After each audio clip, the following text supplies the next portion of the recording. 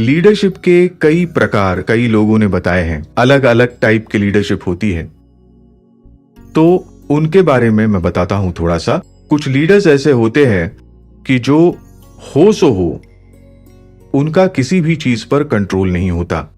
जैसी संस्था चल रही है वैसे चलने दो, यानी लापरवाही से काम होता है। ऐसे कुछ लीडर्स होते हैं, लेकिन ऐसे लीडर्स सच्चे लीडर्स नहीं होते। उन्हें एक पोजीशन मिली हुई होती है और फिर वे उनकी स्टाइल ऐसी होती है कि जो होगा सो होगा, उसमें कभी भी उनका ज्यादा योगदान नहीं होता या फिर उनका कोई कंट्रोल नहीं होता। दूसरे लीडर जो होते हैं उन्हें ऑटोक्रेटिक लीडर कहते हैं। ऑटोक्रेटिक लीडर यानी क्या कि हम करे सो कायदा, वो किसी की भी नहीं सुनते, वे वही करते हैं जो उन्हें चाहिए, वो किसी की भी नहीं सुनते। उनका डिक्टेटोरियल एटीट्यूड होता है कि जो मैं कहूंगा वही होना चाहिए और जो मैं कहूंगा वही करना चाहिए। वो किसी की भी सलाह नहीं लेते, किसी की भी फीडबैक नहीं लेते, कुछ नहीं लेते। तो ऐसे ऑटोक्रेटिक लीडरशिप बहुत हो चुके हैं। उसके बाद जो होते हैं वो सबसे महत्वपूर्ण है, वो है पार्टिसिपेटिव लीडर, यानी उसे कोलैबोरेटिव लीडरशिप कहते हैं। यानी क्या, ये लीडर जो होते हैं वो सबके सुनते हैं, सबकी किसी डिसीजन में सलाह लेते हैं और सबकी सलाह से जो भी होगा वो डिसीजन लेते हैं। इसे पार्टिसिपेटिव टाइप डिसीजन कहते हैं। ये ऑटोक्रेटिक से बहुत अच्छा होता है, क्योंकि आप जब लोगों पर विश्वास करते हैं, लोगों की सलाह लेते हैं, तब क्या होता है, लोग आपका सहयोग करते हैं, क्योंकि आखिर जो डिसीजन होता है वो उनका डिसीजन होता है, इसलिए वे उस डिसीजन पर अड़े रहते हैं, डिसीजन का दृढ़ता से समर्थन करते हैं और फिर ये डिसीजन इंप्लीमेंट होने के लिए, पूरा होने के लिए, एग्जीक्यूशन होने के लिए ये बहुत ही आसान हो जाता है। इसलिए पार्टिसिपेटिव लीडर जो होते हैं वो सभी की राय आजमाते हुए डिसीजन लेते हैं। लेकिन इसमें भी एक छोटा सा प्रकार है जो भिन्न है, वो है डिक्टेटोरियल डेमोक्रेसी, जो सदगुरु जी ने बताई है। सदगुरु जी क्या कहते हैं कि सबकी राय ली और उसमें से डेमोक्रेटिक वे से अगर आपने निर्णय लिए तो वे निर्णय अच्छे ही होंगे, ऐसा नहीं कहा जा सकता, क्योंकि हर एक की योग्यता, हर एक का कर्तृत्व, इस पर उनकी राय निर्भर होती है। इसलिए 10-50 लोगों ने ओके कहा या फिर 50 में से 30 लोगों ने ओके कहा और 20 लोगों ने ओके नहीं कहा, तो 30 लोगों की राय लेकर आगे जाना ये पार्टिसिपेशन की दृष्टि से अच्छा है या फिर लोकतंत्र की दृष्टि से अच्छा है। वो जो डिसीजन होगा वो सही और अच्छा ही होगा, देश के लिए, कंपनी के लिए, समाज के लिए या परिवार के लिए। ये डिसीजन परफेक्ट ही होगा ऐसा नहीं है, क्योंकि ये पार्टिसिपेशन से निर्मित हुआ डिसीजन है। इसलिए सदगुरु जी ने इसमें एक छोटी सी सूचना दी है, वो है डिक्टेटोरियल डेमोक्रेसी, यानी कि डेमोक्रेटिक तरीके से ही सारी चीजें करना। लेकिन आखिर जो लीडर होता है, जो विजनरी होता है, जिसे पता होता है कि उसे किस दिशा में जाना है, उसकी राय फाइनल होनी चाहिए। इसलिए विजनरी लीडर जो होता है वो सबकी सुन लेता है और फिर अपनी राय जाहिर करता है या फिर अपना डिसीजन देता है। और ये डिसीजन पार्टिसिपेटिंग डिसीजन से भी बहुत बड़ा होता है, बहुत अच्छा होता है। इसका कारण एक ही है कि उसके पास दूरदृष्टि होती है, उसे दूर का विजन होता है, बहुत दूर तक देख सकता है क्या होने वाला है आगे, उसकी आंखों के सामने होता है। इसलिए वो जब डिसीजन लेता है तब वो रियल डिसीजन होता है। इसलिए ये जो पार्टिसिपेटिव लीडरशिप है, इसमें मैंने 2 प्रकार बताए हैं। एक है डेमोक्रेटिक तरीके से डिसीजन लेना और डेमोक्रेटिक तरीके से सुनकर, डिस्कशन करके, ब्रेनस्टॉर्मिंग करके लीडर का आखिर फाइनल डिसीजन लेना। ये एक थोड़ी अलग प्रकार की स्टाइल है और सदगुरु जी को ये स्टाइल पसंद थी। विजनरी लीडर अलग ही होता है और उसकी राय सबसे ज्यादा महत्वपूर्ण होती है। तो अब चौथी स्टाइल लीडरशिप की कौन सी है? गुड़ी गुड़ी स्टाइल कहते हैं। गुड़ी गुड़ी यानी क्या? सबको खुश रखना है, किसी का विरोध नहीं करना है, किसी के खिलाफ नहीं जाना है। अजात शत्रु कहते हैं, यानी क्या? उसका कोई शत्रु नहीं होता, क्योंकि वो सबकी हाँ में हाँ मिलाता है और कंपनी चलाता है। ऐसी कंपनियां या ऐसी संस्थाएं आगे चलकर बड़ी नहीं होती, क्योंकि ये गुड़ी गुड़ी स्टाइल चलती नहीं।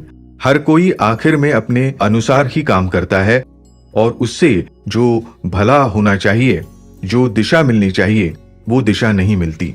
इसलिए एक तरफ गुड़ी गुड़ी यानी रिलेशनशिप मेंटेन करते रहना, सारे लोगों को खुश रखना, और दूसरी तरफ परफॉर्मेंस जो महत्वपूर्ण होता है कंपनी के लिए, कि हम परफॉर्म करना चाहिए तभी कंपनी चलेगी, वरना कंपनी बंद होने में देर नहीं लगेगी। इसलिए दो चीजें हमारी दृष्टि से महत्वपूर्ण है। एक ओर से परफॉर्मेंस ऑफ द कंपनी और दूसरी ओर से कंपनी के जो एम्प्लॉयज है, शेयर होल्डर्स है, डायरेक्टर्स है, सभी की राय पर विचार करके सबके साथ रिलेशनशिप मेंटेन करते हुए परफॉर्मेंस भी अच्छा करके दिखाना, यह असल में मुश्किल है। इसलिए मैनेजमेंट में हमें एक मैनेजमेंट ग्रिड सिखाई गई थी। मैनेजमेंट ग्रिड का मतलब ऐसा है जैसे हम एक्स और वाई एक्सिस बनाते हैं हमारी ज्योमेट्री में, वैसे एक्स एक्सिस पर यानी हॉरिजॉन्टल एक्सिस पर कंसर्न्स फॉर पीपल और वर्टिकल एक्सिस पर कंसर्न्स फॉर परफॉर्मेंस, ऐसी दो महत्वपूर्ण चीजें उस ग्रिड पर होती है। यानी क्या कि कंसर्न फॉर पीपल एक तरफ से और दूसरी तरफ से कंसर्न फॉर परफॉर्मेंस।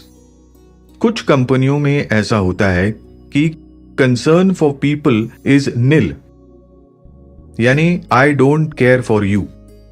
आज होना चाहिए यानी होना चाहिए, चाहे तुम्हारे घर पर कोई गुजरा हो या तुम्हारे साथ कुछ हुआ हो, I don't care, you are our employ, you must do it. ऐसा बात करने का तरीका होता है, क्योंकि they are only concerned with the performance. और कुछ लोग ऐसे होते हैं, परफॉर्मेंस नहीं हुआ तो भी ठीक है बेटा, आज काम नहीं हुआ ठीक है मत करो, कल नहीं हुआ तो मत आओ। ऐसे गुड़ी गुड़ी बात करके लोगों के साथ रिलेशनशिप मेंटेन करना, ये उनकी दृष्टि से ज्यादा महत्वपूर्ण होता है। तो सच कहूं तो ये दोनों सही नहीं है, क्योंकि सिर्फ रिलेशनशिप टिकाना और परफॉर्मेंस नहीं करना, ऐसे तो कंपनी नहीं चल सकती। इसलिए अगर कंपनी को गति देनी है तो दोनों तरफ से बैलेंस हासिल करना जरूरी है। एक तरफ से पर्सनल रिलेशनशिप को महत्व देना है, दूसरी तरफ से परफॉर्मेंस ऑफ द कंपनी को महत्व देना है। दोनों को जब इक्वल महत्व देते हैं तब वो ग्रिड अच्छी बनती है। इसलिए अलग अलग टाइप के मैनेजर होते हैं जिनकी ग्रेड एक तरफ से ज्यादा होती है तो दूसरी तरफ से कम होती है, तो उस हिसाब से ग्रेड के हिसाब से मैनेजर का वर्गीकरण किया जाता है कि कौन सा मैनेजर कैसा है। ऐसा कहा जाता है कि 9 मैनेजर, यानी कि he is fully performing and at the same time he is keeping good relation, या फिर 9-0 यानी कि सिर्फ परफॉर्मेंस, रिलेशनशिप 0। ऐसे ग्रिड में नंबरिंग की जाती है और हर एक मैनेजर का परफॉर्मेंस, क्योंकि मैनेजर ही लीडर होता है उस डिपार्टमेंट का, इसलिए हर एक मैनेजर का परफॉर्मेंस इस ग्रिड के हिसाब से नापा जाता है। कहने का मतलब यह है कि बाकी की चीजें हम छोड़ देते हैं, ग्रिड और वो सब, लेकिन महत्वपूर्ण चीज ये है कि कंपनी जब चलती है, अच्छी तरीके से चलती है, तब दो चीजों का महत्व होता है। एक है रिलेशनशिप और दूसरी तरफ से परफॉर्मेंस। दोनों का उत्तम बैलेंस, उत्तम मेल करने वाला जो लीडर होता है वही असल में विजनरी लीडर होता है, और विजन होना चाहिए उसे। इसलिए लीडरशिप जब मैं कहता हूं तब उसे विजनरी लीडरशिप मैं कहता हूं, मैच्योर लीडरशिप मैं कहता हूं।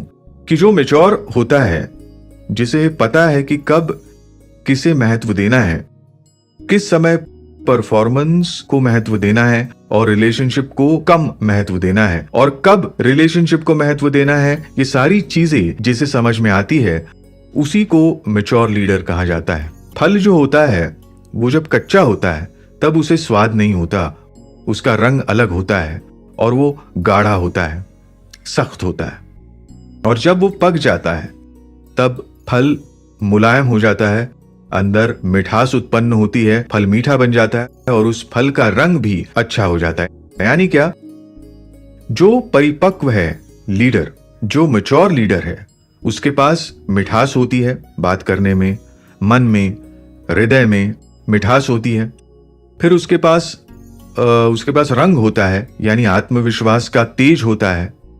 वो इंसान ब्रिलियंट होता है, आत्मविश्वास होता है उसके पास तेज होता है।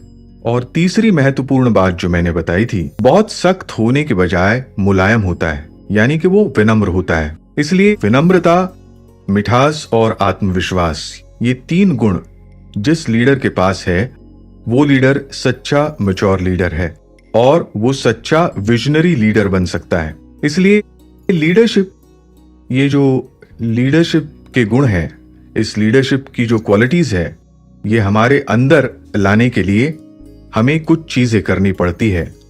वो जन्म से ही कुछ लोगों के पास होते हैं, कुछ लोग जन्म से ही लीडर होते हैं, बॉर्न लीडर्स कहते हैं उन्हें। There are some people who are born leaders and some are created leaders, या फिर ऐसा कहते हैं कि for some the leadership is thrust upon, यानी कि लोग उन्हें लीडर बनाते हैं, और कुछ बॉर्न लीडर्स होते हैं। इसलिए ये अलग अलग प्रकार है लीडरशिप के। इसलिए जो बॉर्न नहीं है वे लीडर नहीं बन सकते, ऐसा नहीं है, लेकिन उसके लिए लगातार अपने आप को अपनी तरफ देखते हुए हमें अपने आप में इंप्रूवमेंट करते रहना, किताबें पढ़ते रहना, मैनेजमेंट का ज्ञान पाना,